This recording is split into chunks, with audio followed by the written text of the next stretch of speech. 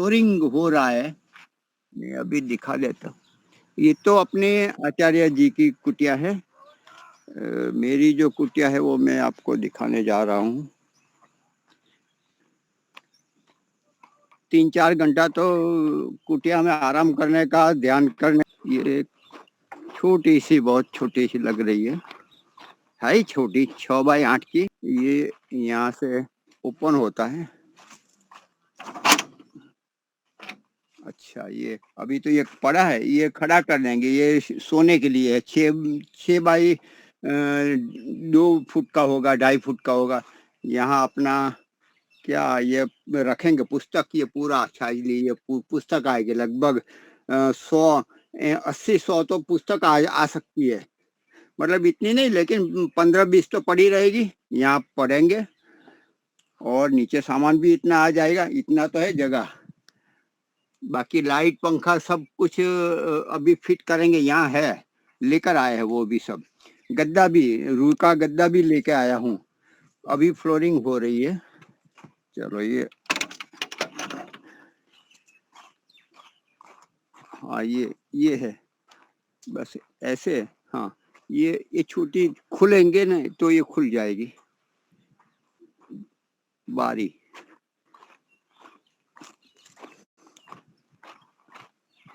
ये अपना आश्रम है।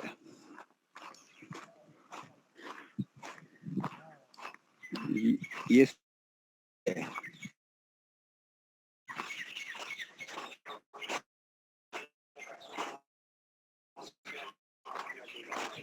लो जी, ये भी बन रही है, बना रहे। हाँ, ये यहाँ बना रहे फ्लोरिंग।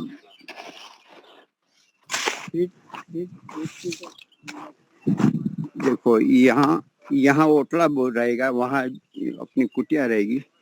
और ये पीछे खाई है, ये पूरी 7-10 मंजिले की खाई होगी। मतलब हाँ, ये बड़ा अच्छा है। वृक्ष की छाया बहुत बढ़िया है। ठंडक बहुत अच्छी रहेगी, चाहे कितनी भी गर्मी हो। और धीरे धीरे खाई पूर्ति जाएगी। अभी हुआ नहीं और दिखा देते हैं।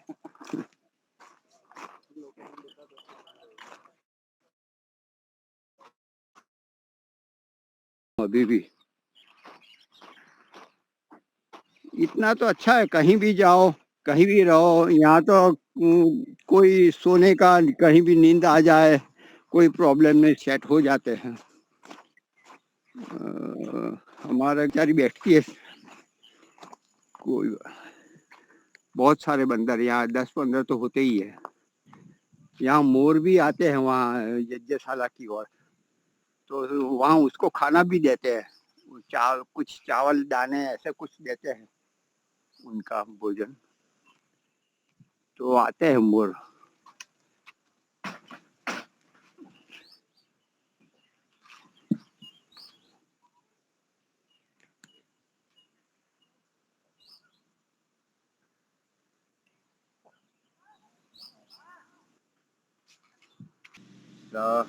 सहनावतु सहनौ भुनक्तु सह वीर्यं कर्वावहै तेजस्विनावधीतमस्तु मा विद्विषावहै।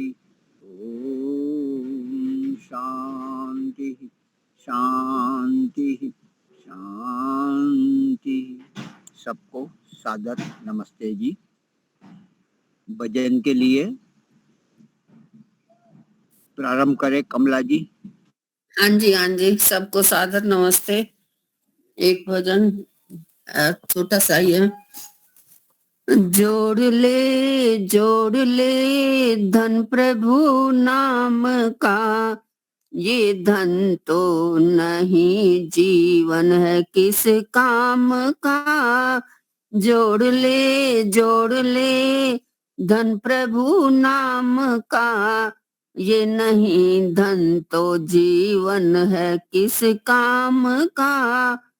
ऐसा धन पाके अभिमान आता नहीं, ऐसा धन पाके अभिमान आता नहीं, और नशा इसका आए तो जाता नहीं, और नशा इसका आए तो जाता नहीं। कर ले नशा तो इसी नाम का, कर ले नशा तो इसी नाम का। ये नहीं धन तो जीवन है किस काम का। ये वो धन है जिसमें डाका पड़ेगा नहीं, ये वो धन जिसमें डाका पड़ेगा नहीं। काले धन की तरह ये सड़ेगा नहीं, काले धन की तरह ये सड़ेगा नहीं। वक्त आने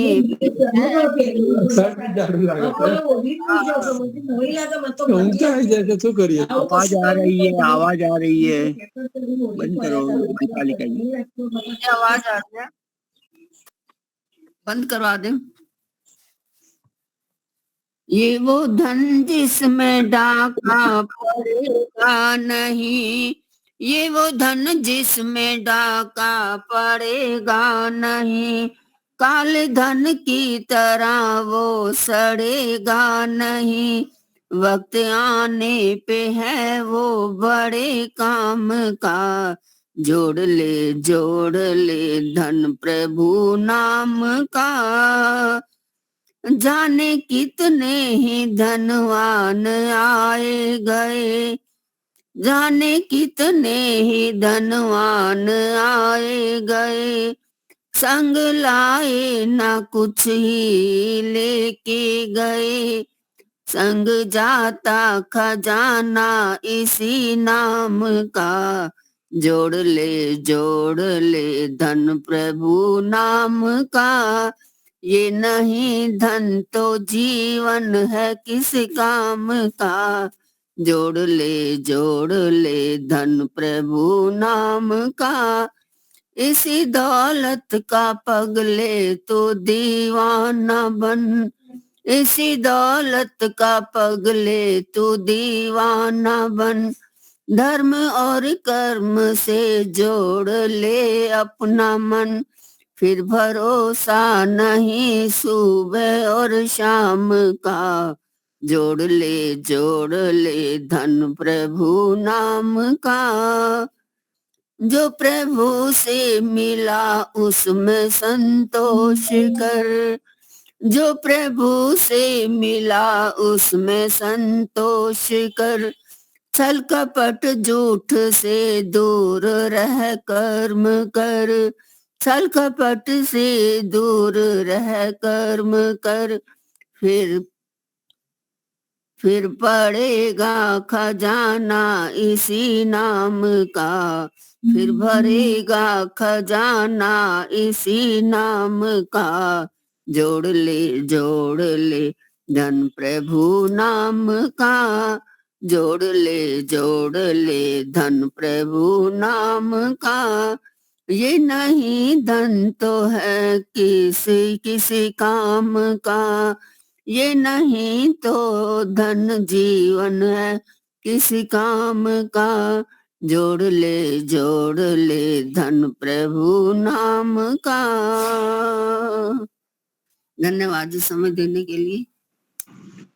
बहुत ही सुंदर। धन्यवाद। वास्तव में धन वही है जो हम ले जाने वाले हैं, और जो छोड़ जाने वाले हैं वह मुख्य नहीं है। बहुत सुंदर भजन था। और इसी विषय धन दान के विषय में मैं आज अभी बताऊंगा। अपने जया बहन जी आएंगे तब 4:30 बजे उनका रहेगा। एक बीच में भजन होगा मेरे बाद, तो प्रारंभ करता हूँ। ओम त्वं हिनः पिता वशो त्वं माता सत्क्रतो बभूविथ अदाते सुम्निमहि अजाते सुम्निमहि। ओ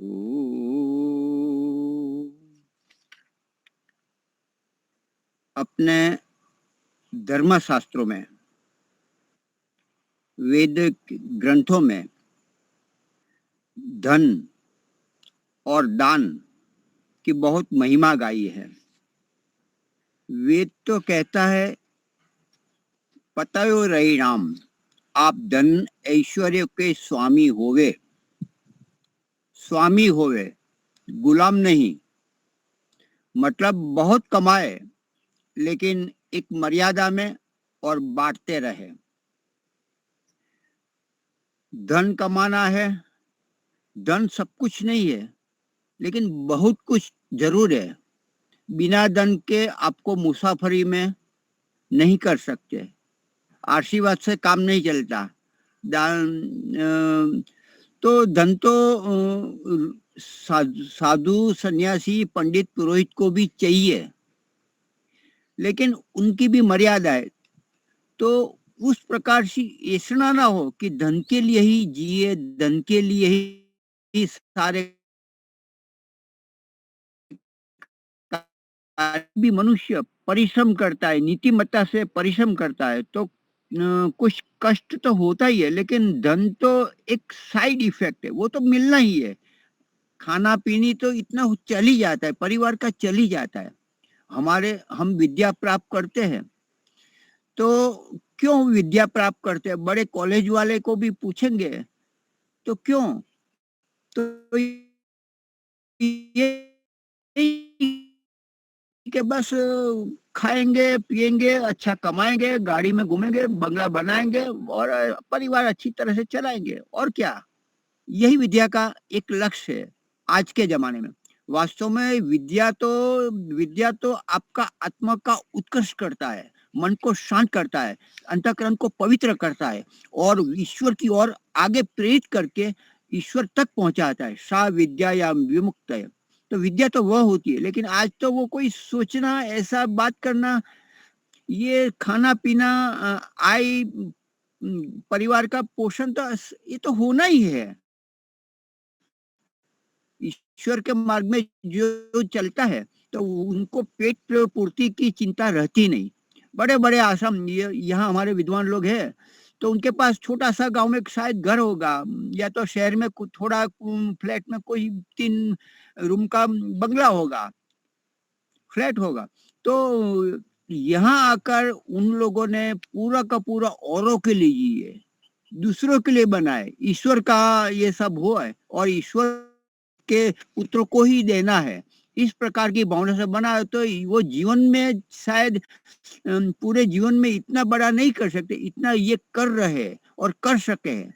क्यों? क्योंकि वो औरों के लिए जिए, अपने लिए नहीं रखा। पूरा पुरुषार्थ नीतिमत्ता से करता है। तो धन कमाना बुरा नहीं। कहते हैं कि दे ही बुरी दे ही। भक्त भगवान से कहता है मुझे बहुत दो, खूब दो, भरपूर दो। वास्तव में देना और लेना कोई गलत बात नहीं, लेकिन उपयोग उनका किस प्रकार से कर रहा हो और नीतिमत्ता से कमाए, वो मुख्य है। तो धन की गति 3 है। आप दान करो अथवा तो भोग करो एंड उनका उपयोग करो। यदि दो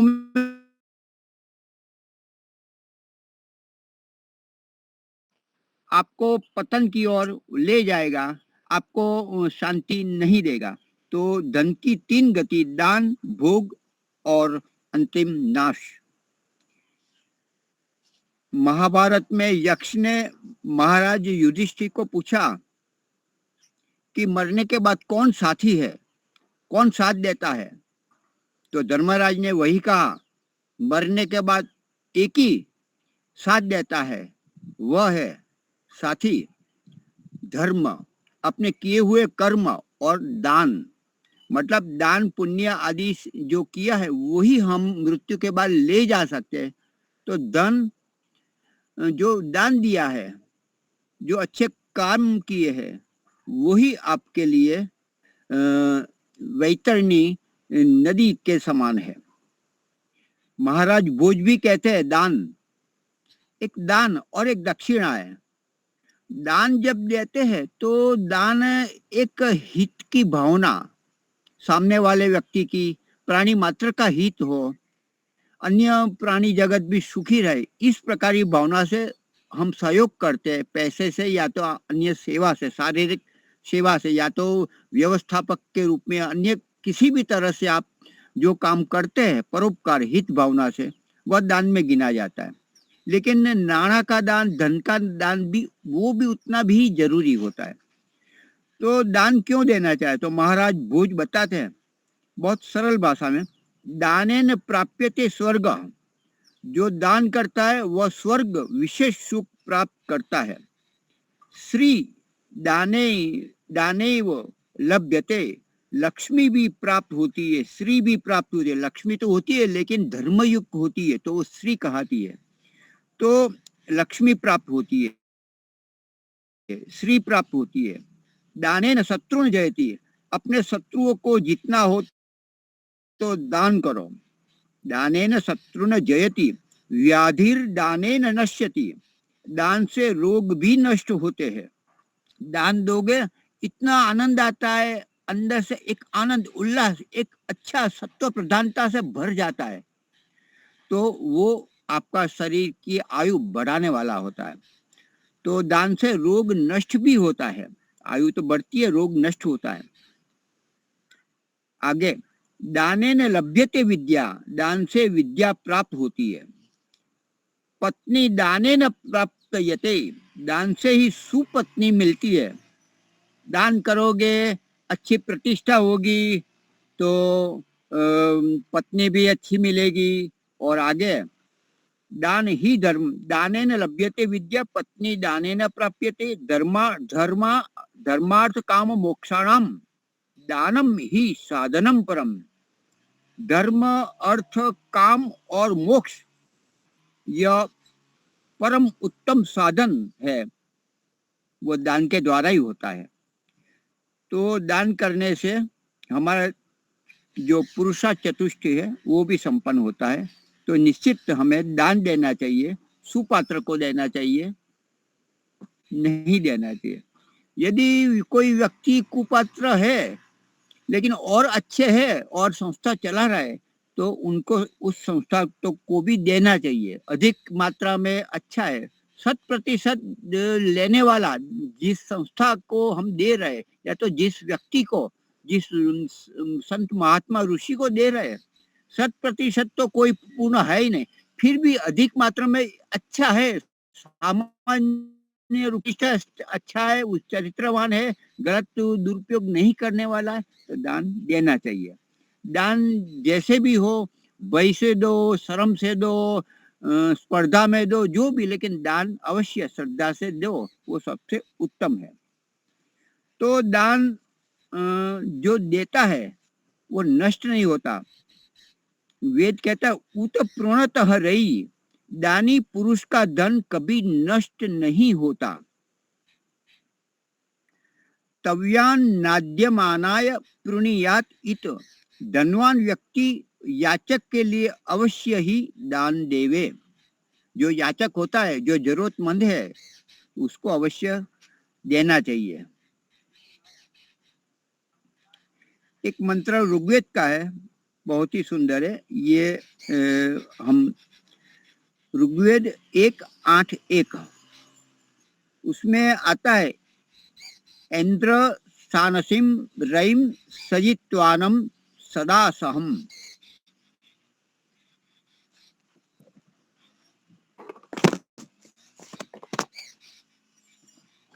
एक मिनट चालू रखना।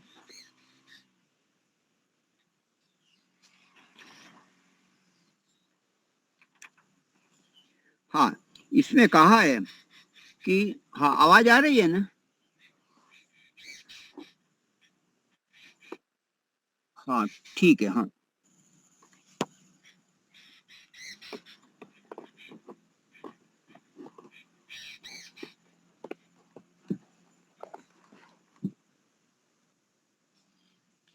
हाँ ऋग्वेद का मंत्र है। तो इंद्र सानसिम रईम सजित्वानम सदा सहम, वर्षिष्ठ मुतये भर ऋग्वेद। हे प्रभु, आप हमारे रक्षण के लिए ऐसा धन दीजिए जो आभर उत्तम मार्गों से कमाया हुआ हो, नीतिमत्ता से कमाया हुआ हो, कला कौशल्य शिल्प जो जो अच्छे क्षेत्र है वहां से आया हुआ हो और वो भी ईमानदारी से हो। तो आभर उत्तम मार्गों से कमाया हुआ हो, ऐसा हम दान करें। शान सिम सबसे बांटकर खाने वाला, शान सिम सबके साथ बांटकर खाने वाला हम धन प्राप्त करें। सजित्वानम सजित्वानम हमें विजय बनाने वाला धन प्राप्त हो। हम धन के गुलाम न बन जाए, बल्कि उसके स्वामी बनकर हम उनका उपयोग सही ढंग से करें। ऐसे सजित्वानम। आगे सदा सहम, वह काम क्रोध आदि शत्रुओं को दमन करने वाला हो, ऐसा हम धन प्राप्त करें। दान पाप से बचाने वाला सर्वोत्तम साधन है। यदि पाप से बचना हो तो आप धन का दान करो। यदि आप धन का दान के रूप में नहीं प्रयोग करेंगे, औरों को नहीं देंगे, तो वह आपको पतन की ओर ले जाएगा। बहुत सारे ऐसे मित्र आएंगे जो आपको गलत मार्ग पर ले जाएगा। तो सदा सहम, काम क्रोध आदि शत्रुओं को दमन करने वाला हमें धन प्राप्त हो। और वर्षिष्ठम, धन हमें सब प्रकार से बढ़ाने वाला हो, हमारी प्रगति करने वाला हो, हमें नीचे और उन्नति की ओर न ले जाने वाला हो, हम पर सब सुखों की वर्षा करने वाला धन हमें प्राप्त हो। मंत्र में कहा है कि हम धन बांटकर खाए, वितरित करें, औरों के लिए पहले निकाल ले, फिर हम भोजन ग्रहण करें, अन्न ग्रहण करें। हमारे गांव में भी होता है कि कुछ भाग हिस्सा रखते हैं जो केवल गांव के लिए, अन्य पशुओं के लिए, और जो मजूर आदि उनके लिए भी वो भी भाग निकाला जाता है। तो इस प्रकार से पहले बांट ले, पहले निश्चित कर ले, फिर हम ग्रहण करें। तो इस प्रकार से दान हमें देना चाहिए। परमात्मा का नाम है एक कामः,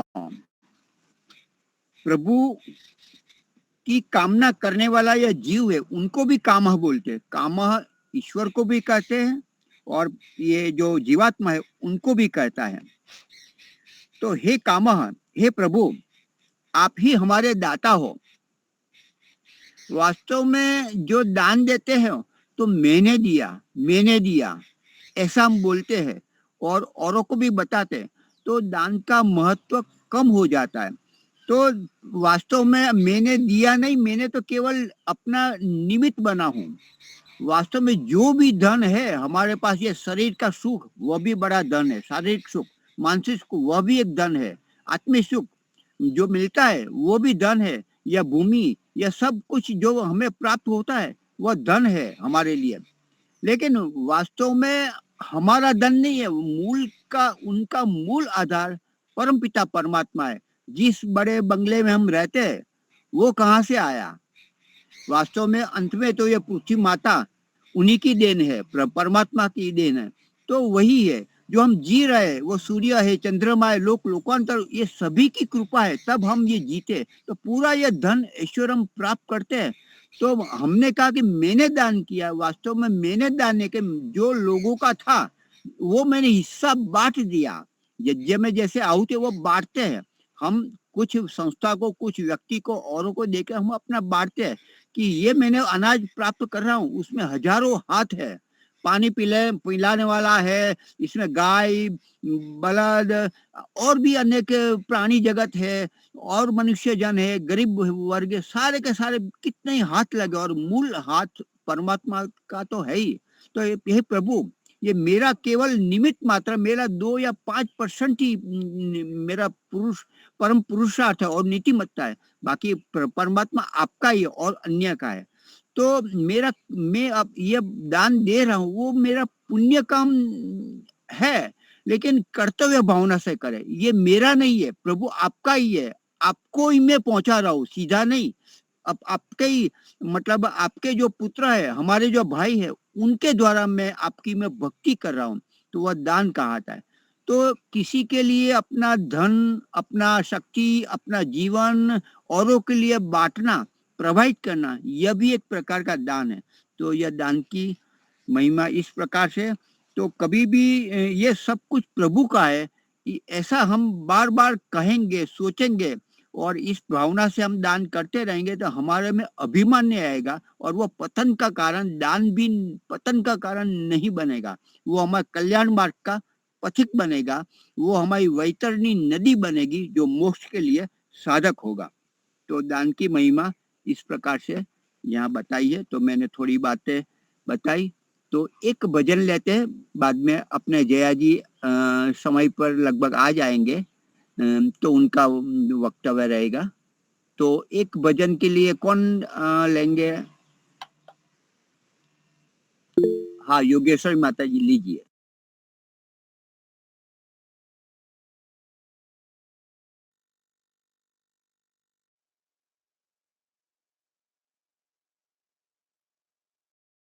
हाँ, सभी को सादर नमस्ते। एक भजन।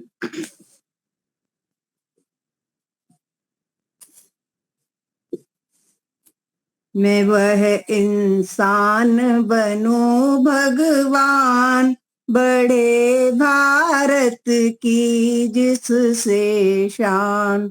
मैं वह इंसान बनूं भगवान, बड़े भारत की जिससे शान।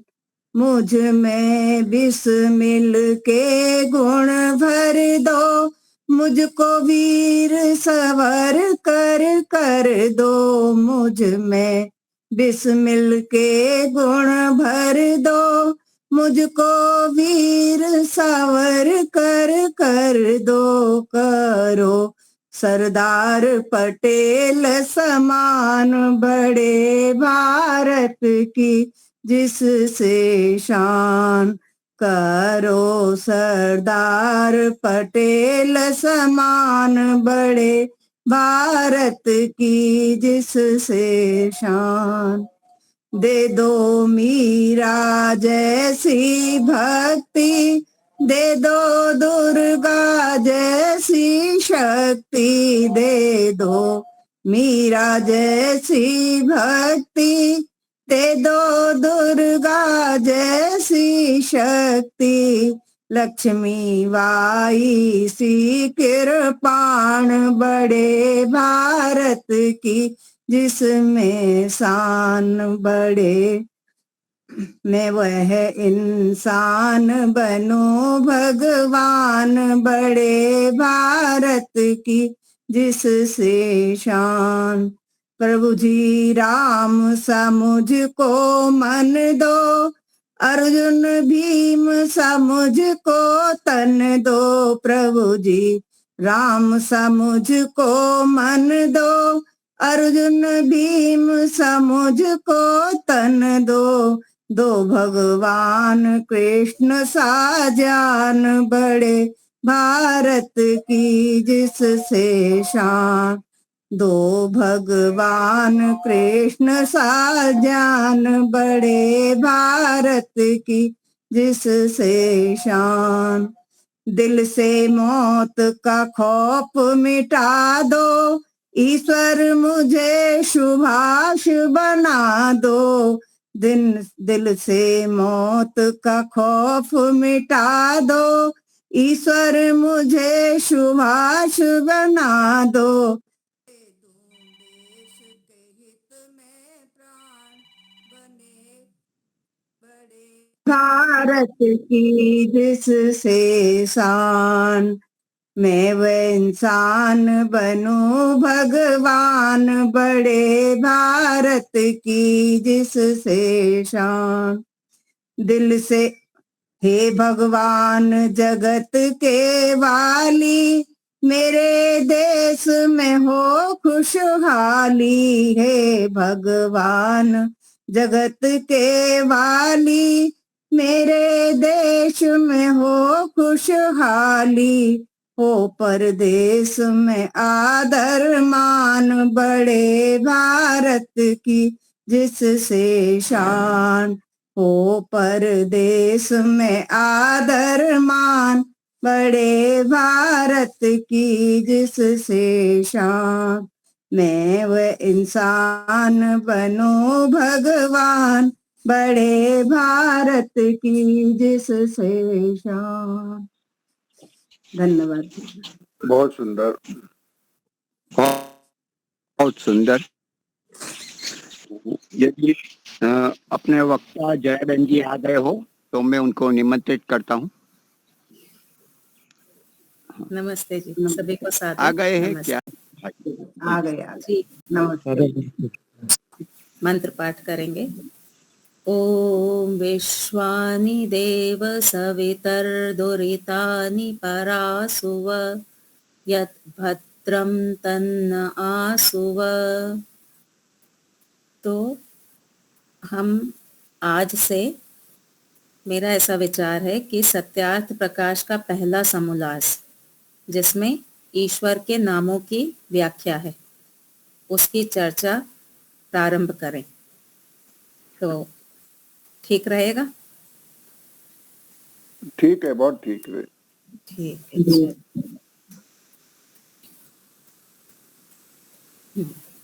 तो सत्यार्थ प्रकाश यदि आपके पास हो तो खोल लीजिए प्रथम समोल्लास जो है वो।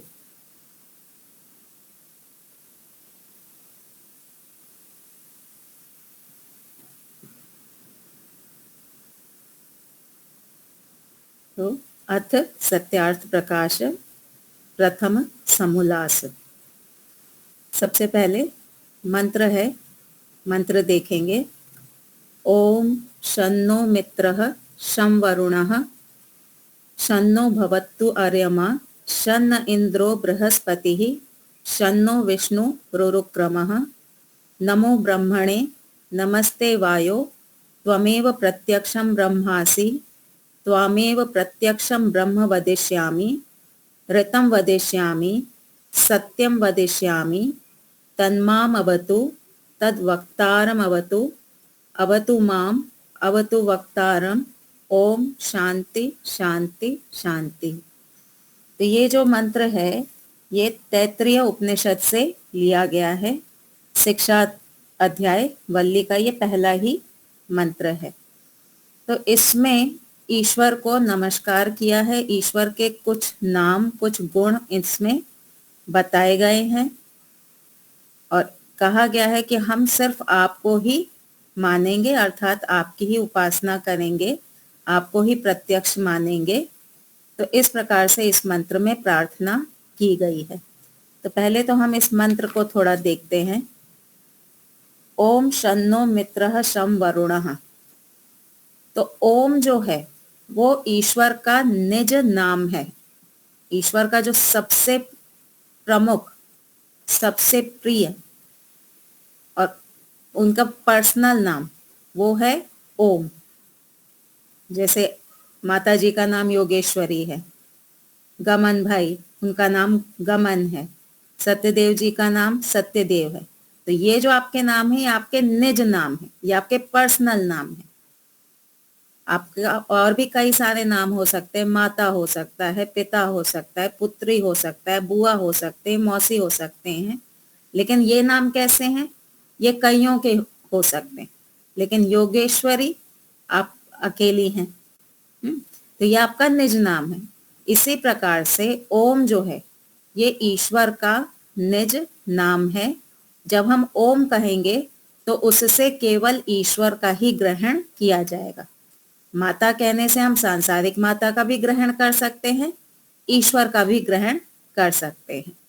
पिता कहने से सांसारिक पिता का भी ग्रहण कर सकते हैं और ईश्वर का भी ग्रहण कर सकते हैं, लेकिन जब हम ओम कहेंगे तो ओम से केवल ईश्वर का ही ग्रहण किया जाएगा। ठीक है, तो ओम, इसका अर्थ क्या है? इसका मुख्य अर्थ है सर्व रक्षक। ओम का अर्थ है सर्व रक्षक। इसके और भी अर्थ हैं, लेकिन यहाँ पे हम सर्व रक्षक अर्थ को लेकर के चलेंगे। तो ईश्वर कैसे हैं? ईश्वर अपने नाम के अनुकूल हैं। संसार में तो हम देखते हैं किसी लड़की का नाम श्वेता है पर रंग एकदम काला है। किसी का नाम सौम्या है लेकिन स्वभाव से एकदम कठोर है। पर ईश्वर के साथ ऐसा नहीं है। ईश्वर के जितने भी नाम हैं वे सारे के सारे सार्थक हैं। एक भी नाम उनके स्वभाव से, उनके गुण से, उनके कर्म से विपरीत नहीं है। जितने भी नाम हैं, आप उनको पृथ्वी कह लो, आप उनको इंद्र कह लो, आप उनको भगवान कह लो, जो भी उनके नाम हैं वो सारे के सारे सार्थक हैं, उनके स्वभाव के अनुरूप ही हैं। तो ईश्वर का नाम ओम क्यों है? क्योंकि वो सबकी रक्षा करने वाले हैं, वो सर्व रक्षक है। तो प्रश्न उठता है कि ईश्वर हमारी किस प्रकार से रक्षा करते हैं? तो सबसे पहले तो ईश्वर ने जो हमें शरीर दिया, ये एक प्रकार की हमारी रक्षा की। हम प्रलय काल में पड़े हुए थे। हम प्रलय काल में जो जीवात्मा होता वो एक्टिव नहीं होता, वो कुछ करता नहीं है। सुख दुख का उसको कोई भान नहीं होता, वो बस ऐसे ही पड़ा हुआ होता है। उसकी कोई उन्नति नहीं होती, कुछ सीख नहीं रहा होता है उस समय पे। तो ईश्वर हमको शरीर देते हैं। शरीर देना एक प्रकार से हमारी रक्षा करना है। जब शरीर मिलेगा तभी हम कर्म कर पाएंगे, शरीर होगा ज्ञान प्राप्ति कर पाएंगे। तो ये जो शरीर दिया ईश्वर ने, ये हमारी रक्षा है। हाथ पैर दिए, कोई आपको मारने आएगा तो आप क्या करेंगे? अपने हाथ से उसको रोकेंगे ना। तो आपने जो अपनी रक्षा की, ये जो साधन है, ये साधन आपने खुद ने बनाया या ईश्वर ने दिया? ईश्वर ने आपको बना करके दिया। ये आंख, आप देख रहे हैं कि सामने से ट्रक आ रहा है, आंख से देख करके आप साइड में हो गए, तो ये आंख से आपने अपनी रक्षा कर ली। पर ये आंख आपने स्वयं नहीं बनाई है, ये ईश्वर ने आपको बना करके दी है। कान से आपने सुना कि पीछे से कोई हॉर्न मार रहा है, आप क्या करेंगे? आप साइड में हो जाएंगे। तो ये जो कान की जो शक्ति है सुनने की, ये किसने दी? ये ईश्वर ने दी है। इस शरीर के रहते हुए हम बहुत उन्नति कर सकते हैं, बहुत प्रगति कर सकते हैं। जितना आज हमने जीवन में प्राप्त किया है वो इस शरीर के माध्यम से ही प्राप्त किया है। तो शरीर दे करके ईश्वर ने हमारी रक्षा की है। केवल शरीर ही नहीं दे दिया हमको, इस शरीर की रक्षा के लिए अन्य कई सारे साधन भी ईश्वर ने हमको दिए हैं। शरीर की रक्षा के लिए हमको भोजन चाहिए, अन्न चाहिए ना। हमको शरीर की रक्षा करनी है, दाल चावल सब्जी रोटी फल घी दूध आदि आदि हमको चाहिए है। ये किसने दिया? ये ईश्वर ने दिया। किसान खेत में फल आदि सब्जी आदि उगाता है, लेकिन वो केवल एक माध्यम होता है, बीज डाल देता है खेतों में। पर बीज में से अंकुर का फूटना, आगे उसमें से वृक्ष बनना, वृक्ष में नए फल आना, ये जो पूरी व्यवस्था है ये किसान ने नहीं की, ये ईश्वर की व्यवस्था है। तो ईश्वर को पता है कि शरीर को चलाने के लिए, शरीर की रक्षा के लिए फल आदि की, अन्न आदि की आवश्यकता होगी। तो ईश्वर ने ये सृष्टि बना करके हमारी रक्षा की। हम संध्या के मंत्रों में कहते हैं ना जगह जगह कि ईश्वर ये सूर्य आदि बनाते हैं। सूर्य क्या कर रहा है? सूर्य से हमारी रक्षा हो रही है। ये कीट पतंगे आदि आदि जो भी हैं, ये सब जो ईश्वर ने बनाए हैं, ये सब हमारी रक्षा कर रहे हैं। जो ज्ञानी लोग हैं, पितर लोग, माता पिता ज्ञानी लोग हैं, ये कैसे हैं? ये हमारी रक्षा करने वाले। पर क्या ये ईश्वर ना होते तो क्या ये हमारी रक्षा कर सकते थे? नहीं कर सकते थे। ईश्वर ने इनको ज्ञान दिया और इनके ज्ञान से के माध्यम से हमारी रक्षा हो रही है। एक माता जो है वो अपने बच्चे की रक्षा करती है। क्या माता बिना ज्ञान के बच्चे की रक्षा कर सकती है? नहीं कर सकती। तो माँ जो रक्षा कर रही है उसमें भी कहीं ना कहीं इनडायरेक्टली, अप्रत्यक्ष रूप से ईश्वर ही हैं। तो सांसारिक माता पिता हमारी रक्षा करते हैं, पर उनकी भी एक सीमा है। वो सदा हमारी रक्षा और सब जगह हमारी रक्षा नहीं कर सकते। ईश्वर एक ऐसे माता पिता हैं जो सब जगह हमारी रक्षा कर सकते हैं और कई प्रकार से कर सकते हैं। माता पिता की जितनी क्षमता है, सांसारिक माता पिता की जितनी क्षमता है, उससे बहुत अधिक क्षमता ईश्वर की है। ईश्वर जितनी रक्षा कर सकते हैं उतना कोई और नहीं कर सकता। तो ये जल, अग्नि, वायु, पहाड़, नदियां आदि आदि बना करके ईश्वर ने क्या किया? ईश्वर ने हमारी रक्षा की। तो शरीर दे करके, सृष्टि बना करके, अनेक पदार्थ बना करके ईश्वर ने हमारी रक्षा की है। उसके बाद एक बहुत बड़ा साधन हमको दिया ईश्वर ने अपनी रक्षा करने का, वो है ज्ञान।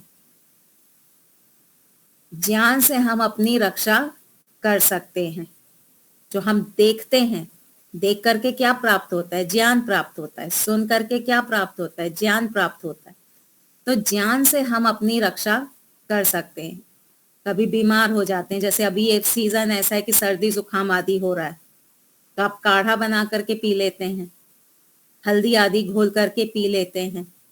तो ये जो आपको ज्ञान प्राप्त हुआ, ये कहाँ से आया? ये ईश्वर ने हमको ज्ञान दिया है। तो इस प्रकार से ज्ञान से हम अपनी रक्षा कर सकते हैं। ज्ञान से ही हम अपनी उन्नति भी कर सकते हैं। ईश्वर ने जो हमको ज्ञान दिया है, उसी से हम अपनी रक्षा करते हुए हम अपनी उन्नति कर सकते हैं। आप पे कोई हमला करेगा तो आपके पास ज्ञान होगा तो आप अपनी रक्षा कर सकते हैं। ज्ञान नहीं होगा तो क्या करेंगे? नहीं कर सकते हैं। और ये जो ज्ञान है ये केवल जीवात्मा को ही नहीं दिया। हमारे एक क्लास में जीके में एक क्वेश्चन आता है कि सांप अपनी रक्षा कैसे करता है, और भी कुछ एक जानवरों का नाम आता है,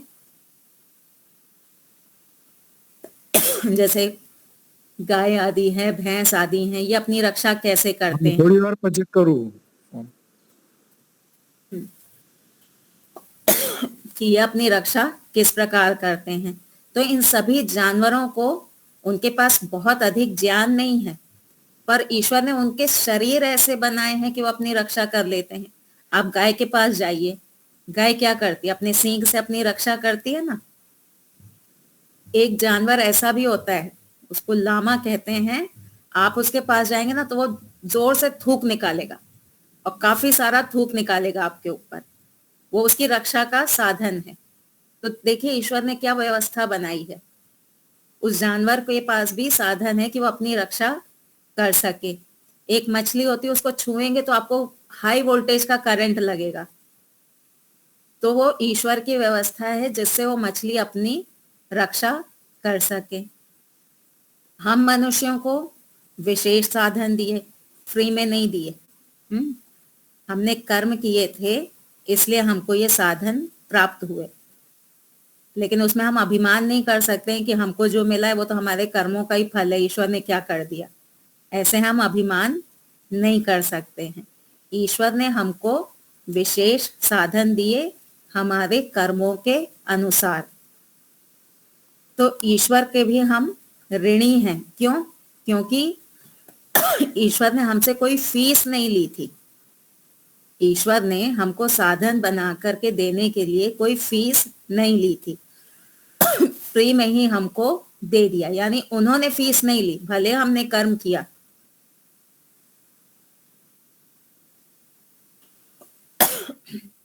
भले हमने कर्म किया है, लेकिन ईश्वर बाधित नहीं है कि वो हमको शरीर दे ही।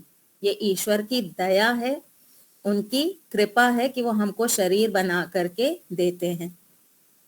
तो मनुष्यों को तो विशेष बुद्धि दी अपनी रक्षा करने के लिए, शरीर आदि दिया अपनी रक्षा करने के लिए। तो इस प्रकार से ईश्वर हमारी रक्षा करते हैं।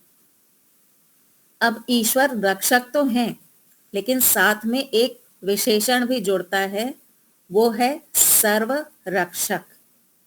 ईश्वर कैसे हैं? सर्व रक्षक हैं। ईश्वर किसी एक समुदाय विशेष से की रक्षा नहीं करते, वो सबकी रक्षा करते हैं। ऐसा नहीं होता है कि इसकी रक्षा कर ली और इसको छोड़ दिया। जैसे कहते हैं ना, कहीं कोई एक्सीडेंट होता है कि ईश्वर ने उनको बचा लिया। मान लीजिए कि ट्रेन में 10 बोगियां थी, एक्सीडेंट के समय पहली 2 बोगियों का एक्सीडेंट हो गया और पीछे वाली बच गई। अथवा जिस बोगी में एक्सीडेंट हुआ है उसमें 50 लोग मारे गए, 100 लोग बच गए। तो लोग क्या कहते हैं कि इन 100 लोगों को ईश्वर ने बचा लिया, ईश्वर ने इनकी रक्षा कर ली। तो ईश्वर इस प्रकार से रक्षा नहीं करते। ईश्वर सिलेक्टिव रक्षा नहीं करते। सिलेक्टिव का मतलब इसकी करूंगा, इसकी नहीं करूंगा। इस प्रकार का व्यवहार ईश्वर कभी भी नहीं करते। वो सबकी रक्षा करते। जितने लोग वहां बैठे थे सबको ईश्वर ने बुद्धि दी, ज्ञान दिया, शरीर दिया। जो साधन है अपनी रक्षा करने के, वो सारे के सारे ईश्वर ने सबको दिए हुए थे। ये तो लापरवाही के कारण एक्सीडेंट हो गया जिससे लोग मारे गए, उसमें ईश्वर का कोई हाथ नहीं होता। ठीक है, तो ईश्वर कैसे हैं? सबकी रक्षा करने वाले हैं। राग द्वेष से प्रेरित होकर के किसी से विशेष व्यवहार ईश्वर नहीं करते। ईश्वर कभी भी किसी के राग द्वेष से प्रेरित नहीं होते। हम लोग हो जाते हैं। हम जो मनुष्य हैं ना, हम राग द्वेष से प्रेरित होकर के व्यवहार करते हैं। ये मेरा अपना है, इसको थोड़ा ज्यादा दे दो। ये मेरा अपना नहीं है, इसको अधिक नहीं दो, इसको थोड़ा कम दे दो। ऐसा होता है ना।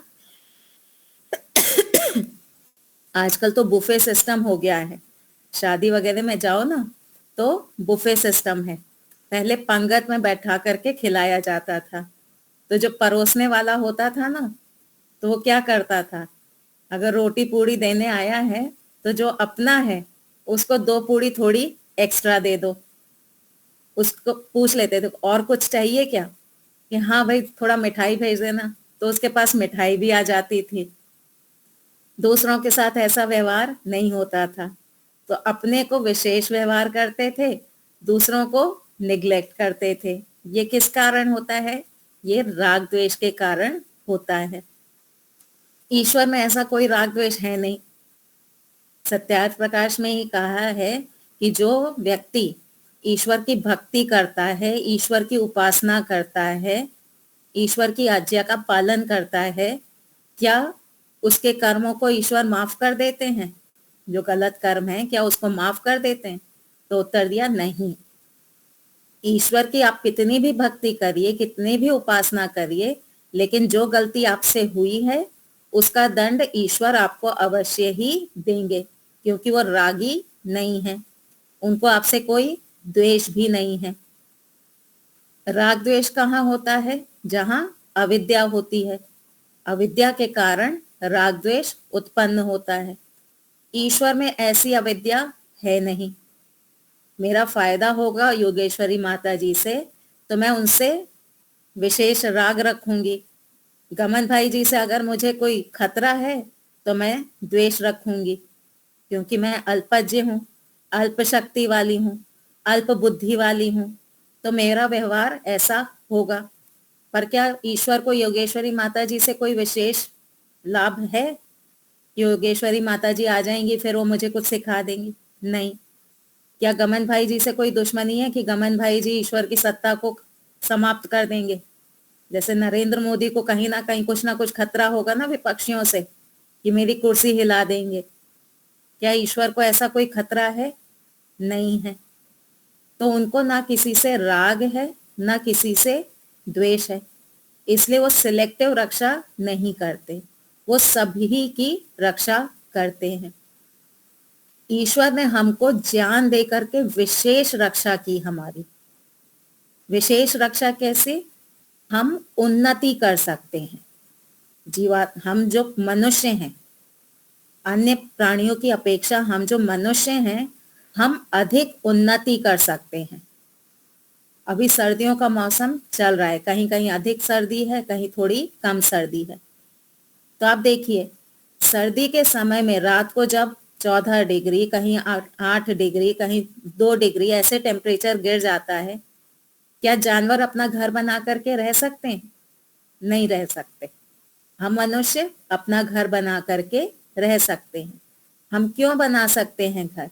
क्योंकि हमारे पास ज्ञान है, इसलिए हम अपना घर बना सकते हैं। तो ये ज्ञान हमको ईश्वर ने ही दिया है। तो अभ्युदय और निःश्रेयस, अभ्युदय अर्थात इस जीवन को सुखपूर्ण बनाना, निःश्रेयस मोक्ष की प्राप्ति करना। तो ये अभ्युदय और निःश्रेयस क्या है? ये एक प्रकार की हमारी रक्षा है, दुखों से रक्षा है, दुखों से बचना। तो ये ईश्वर की व्यवस्था है जो अभ्युदय और निःश्रेयस दोनों की प्राप्ति हम कर सकते हैं। अब अगर ईश्वर हमको ज्ञान नहीं देते कि भाई सर्दी है घर बना लो, सर्दी है स्वेटर पहन लो, बीमार हो गए हो काढ़ा आदि पी लो, ये ज्ञान अगर ईश्वर हमको नहीं देते, क्या अभ्युदय की सिद्धि हो सकती थी? क्या ये जीवन आपका सुखमय हो सकता था? नहीं हो सकता था। हम मोक्ष प्राप्त कर सकते हैं। मोक्ष का काल कितना है? 36,000 बार ये सृष्टि बनेगी और बिगड़ेगी। उसकी कुल संख्या कितनी है? कौन बताएगा? 31 10 करोड़ 40 अरब वर्ष। तो इतने वर्षों तक दुखों से हमारी रक्षा जो होगी, हम दुखों से छूट जाएंगे। ये किसकी व्यवस्था है? ये ईश्वर की ही व्यवस्था है। क्योंकि आप बंधन में क्यों हैं? आपके अंदर अविद्या है, इसलिए आप बंधन में हैं। और जब तक आप बंधन में हैं, आप दुखी रहेंगे। तो ईश्वर ने हमको विशेष ज्ञान दिया, वेदों का ज्ञान दिया। वेदों के अनुसार हम चलेंगे तो हम इस बंधन से छूट करके मुक्ति को प्राप्त होंगे, तो दुखों से हम बच जाएंगे। ये एक बहुत बड़ी रक्षा है। रात को सोने की जो व्यवस्था है, पूरे दिन आप कितने भी टेंशन में हो, कुछ भी हो, रात को जब सो जाते हो तो दुखों से थोड़ी देर के लिए तो आपकी रक्षा हो जाती है। तो ये किसकी व्यवस्था है? ये ईश्वर की व्यवस्था है। दिन होना, रात होना, जो पृथ्वी घूम रही है, अपनी धुरी पे घूम रही है, जिससे दिन रात होते हैं, सूर्य के चारों ओर घूम रही है, जिससे ऋतुओं का परिवर्तन होता है। तो ये सारी व्यवस्था ईश्वर ने क्यों बना रखी है? उसमें ईश्वर का अपना कोई विशेष लाभ नहीं है। ईश्वर ने ये व्यवस्था किसके लिए बनाई है? हमारे लिए बनाई है। आप अगर इस सृष्टि को देखें, हर चीज को गहराई से देखें, तो हर वस्तु जो ईश्वर ने बनाई है, ईश्वर की जितनी भी व्यवस्था है ना, वो सारी की सारी हमारी रक्षा, हमारी उन्नति के लिए ही बनाए हैं। ईश्वर की व्यवस्था में एक भी चीज ऐसी नहीं है जिससे हमारा पतन हो, जिससे हमारा नुकसान हो। उनकी व्यवस्था इतनी बढ़िया है कि हमारी रक्षा ही होती है। अब उसमें जो गड़बड़ करते हैं हम, उससे हमारा पतन होता है।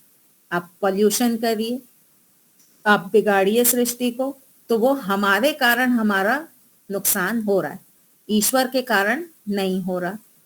तो सृष्टि बना करके ईश्वर ने हमारी रक्षा की है। फिर एक और तरीका है ईश्वर का रक्षा करने का, वो है ईश्वर का एक स्वरूप जिसे हम कहते हैं अंतर्यामी। अंतर्यामी हो करके ईश्वर हमारी रक्षा कर रहे हैं। अंतर्यामी का अर्थ क्या है?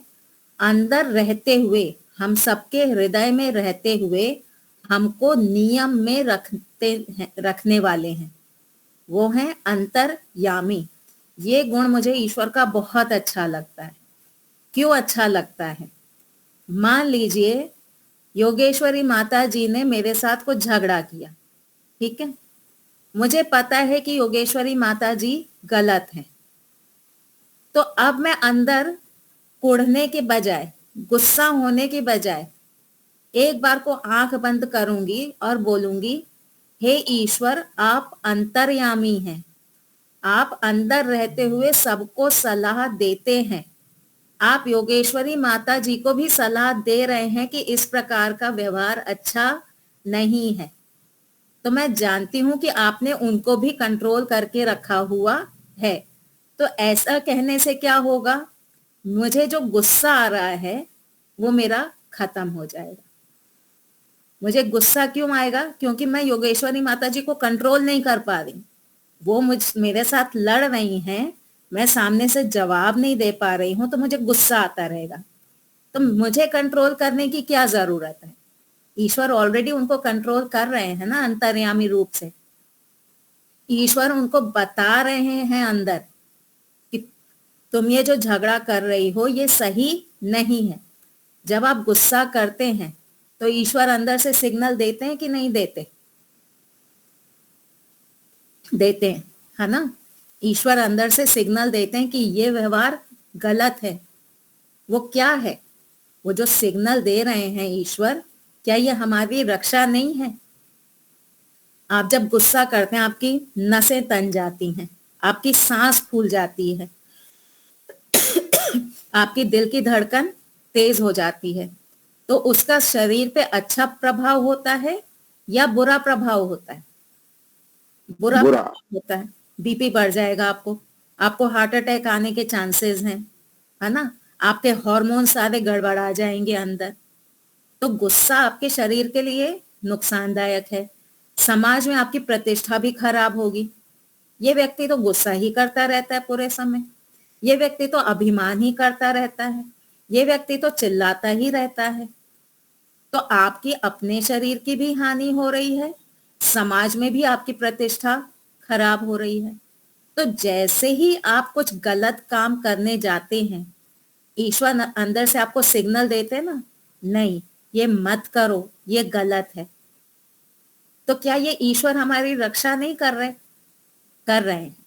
हमारे शरीर की भी रक्षा कर रहे हैं, हमारी प्रतिष्ठा की भी रक्षा ईश्वर कर रहे हैं, मेरे नाम की भी तो ईश्वर रक्षा कर रहे हैं ना। तो अंतर्यामी रूप हो करके ईश्वर कितनी रक्षा करते हैं हमारी। हमने कुछ अच्छा सोचा कि मुझे दान देना है, तो अंदर एक उत्साह आता है। तो ये उत्साह कौन दे रहा है मुझे? ईश्वर दे रहे हैं। तो ये ईश्वर मेरी उन्नति कर रहे हैं कि हाँ, ये काम करोगी तो तुम्हें खुशी मिलेगी, तुम्हारी उन्नति होगी, तुम्हारी प्रतिष्ठा बढ़ेगी। तो अंतर्यामी होकर के ईश्वर हमारी बहुत रक्षा करते हैं।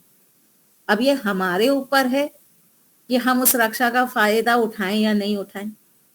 एक माँ होती है ना, माता पिता जो होते हैं अपने बच्चों को सलाह देते हैं, बेटा रात को देर तक बाहर नहीं रहना।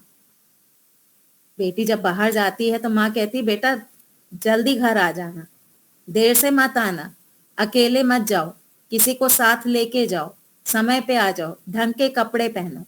तो माँ जो ये सलाह देती हैं, किस लिए देती हैं? बेटी की रक्षा के लिए। अब बेटी माने तो अच्छी बात है, नहीं माने तो किसका नुकसान है? बेटी का ही नुकसान है। इसी प्रकार से ईश्वर हमें अंदर रहते हुए बहुत सारी सलाह देते हैं। हम मान जाएं तो ठीक है, नहीं माने तो ईश्वर का तो कुछ नहीं गया, नुकसान हमारा ही होता है। शुरू शुरू में जब हम कुछ गलत करने जा रहे होते हैं, ईश्वर जब हमको सिग्नल देते हैं, पहली बार जब चोरी करने जाओ, ईश्वर अंदर से सिग्नल देते हैं गलत कर रहे हो, पकड़े जाओगे, कुछ भी हो सकता है, समाज तो मारेगा ही, मैं भी दंड दूंगा ही। तो अगर फर्स्ट स्टेप पे ही हम रुक गए तो ठीक है, जब होगा तब होगा, देखा जाएगा, पकड़े जाएंगे तब देखा जाएगा। और ईश्वर को निग्लेक्ट कर दिया। ईश्वर की जो आवाज थी वो सुनी नहीं, उसको निग्लेक्ट कर दिया और गलत काम करने लगे। धीरे धीरे व्यक्ति इतना उसमें प्रेरित हो जाता है कि फिर उसको ईश्वर की आवाज सुनाई नहीं देती, उसका फिर पतन होता जाता है। तो उन्नति करनी है तो ईश्वर के अंतर्यामी स्वरूप को हमको पकड़ करके चलना होगा। तो ईश्वर कई प्रकार से हमारी रक्षा कर रहे हैं, वे सर्व रक्षक हैं, हर क्षण हमारी रक्षा कर रहे हैं। इवन जब हम सो रहे हैं, जब आप सो रहे होते हैं तब भी तो ईश्वर रक्षा कर रहे हैं। कैसी व्यवस्था उन्होंने बना दी है कि आपने खाना खा लिया, खाना खा के आप सो गए, अंदर पाचन अपने आप हो रहा है, सांस अपने आप चल रही है, आपको कोई विशेष मेहनत नहीं करनी पड़ रही उसमें, दिल आपका धड़क रहा है। तो कितनी बढ़िया व्यवस्था बना दी कि आपके शरीर की रक्षा अपने आप होती रहे, आपको उसमें मेहनत करने की जरूरत नहीं है। तो ईश्वर हर क्षण हमारी रक्षा कर रहे हैं, और सिर्फ हमारी ही नहीं कर रहे हैं, हर प्राणी की कर रहे हैं। जितने भी प्राणी मात्र हैं, ये जो पूरा जगत है, सबको ईश्वर ने धारण करके रखा हुआ है, सबकी रक्षा ईश्वर कर रहे हैं। तो ऐसे ईश्वर का जो मुख्य नाम है वो है ओम, और ओम का अर्थ क्या है? सर्व रक्षक। ठीक है, तो आज हम यहीं तक रखेंगे, आगे इसी मंत्र को फिर हम चलाएंगे। जी महेंद्र भाई। बहुत सुंदर, आपने सर्वरक्षक शब्द पर बहुत अच्छी तरह से शरीर और बाहर की ओर जो रक्षा किस प्रकार से करे वो बताया, बहुत सुंदर। तो अभी हमारे शंकर जी इलाहाबाद से अपने शांति पाठ करवाएंगे जय घोष बाद में।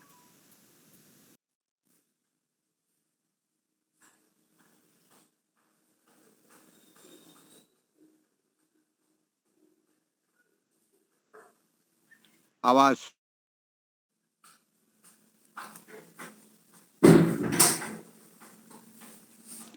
आपकी आवाज नहीं है शंकर जी।